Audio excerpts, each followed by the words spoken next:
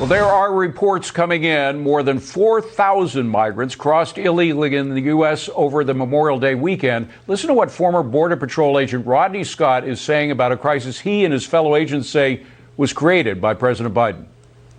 There's no effort to actually secure the border and to figure out who and what's coming in. When you create a chaotic situation like this, and they have created this through their policies. As we learn that the bodies of 3 migrants were found in the Rio Grande River, authorities say it appears they had all drowned. With us tonight is Arizona Attorney General Mark Brnovich. Great to see you. Thank you for being here, General. That point, the 3 dead immigrants that were found who apparently drowned, it just emphasized the point. There's nothing humanitarian about the president's policies. That's why he says, and he and his cohorts say they created these new policies and reversing the policies of the Trump administration because it's a more merciful way of dealing with immigration. Well, not if people are drowning all around us. Yeah, it's terrible, David. And the reality is what they're doing is not humane. It's insane. And as you said, people are dying. I know just in the Yuma sector alone here in Arizona, 21 people have died of migrants illegally trying to cross our border just of heat-related injuries. So there are people that are not only dying trying to get across our southern border, the migrants, we also know that the cartels have enriched themselves. And by flooding all those drugs like methamphetamine and fentanyl into our country, Americans are dying as well. Our kids, our grandkids, our nieces and nephews are dying as a result of these failed policies. So shame on the Biden administration, because we are all paying a cost. Whether you're trying to legally enter this country or whether you're an American taxpayer, we are all paying the cost in not only money, but in human lives as a result of this open border policy. By the way, it used to be that the heat would slow people down. The summer months, the immigration is slow. That didn't happen much last summer. Is it happening at all now? It's not. We continue to see record amounts of people illegally entering our country.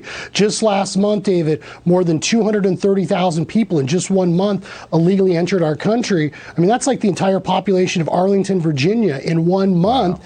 And then you throw on top of it the gotaways. These are the tens of thousands of people that are evading capture. And I know I've been to the border many times. I was a former gang prosecutor, federal prosecutor.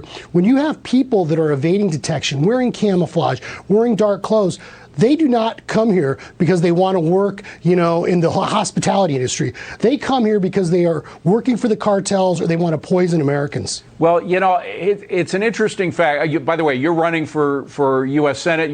You face a primary challenge, of course, in August, and then the general election against Mr. Kelly, Mark Kelly, the sitting senator. How important is immigration to the voters in Arizona?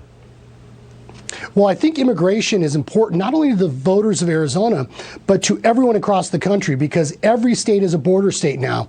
Although, 50% of the hard drugs are coming through the southern border in Arizona, they're not staying here. We know just this fiscal year alone, David, enough fentanyl has been seized to kill every single American. And so one of the reasons why I'm running for the U.S. Senate, look, I'm a first-generation American. I know why people want to come here. It's because of the rule of law. It means something. Yes. And we cannot have the chaos and anarchy and cede control of our southern border to the cartels. And that's what the Biden administration's done. And that's what Cartel Kelly has done. And that's why I'm fighting, because Arizona needs someone that understands Arizona and Arizona values representing us in the Senate. Well, and you understand immigrants, which is an important part of this equation. We start out talking about how these new policies are not helping immigrants. They're hurting. They're killing a lot of immigrants. Your parents were legal immigrants. They came to the United States.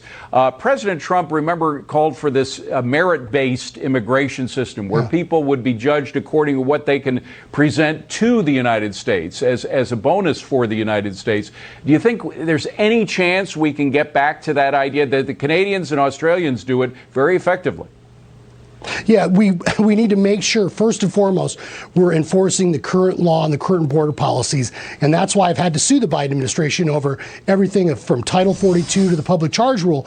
But indeed, I would say to the liberals out there, if Canada can create a sane immigration system that's based on merit, why can't the United States? After all, the left wants to import, everything from the Canadian healthcare system to whatever else. So why can't they look to that as a possible model? Would you push for that? Forgive me, but we're running out of time. Would you push for that if you were elected to the Senate, a merit-based immigration system?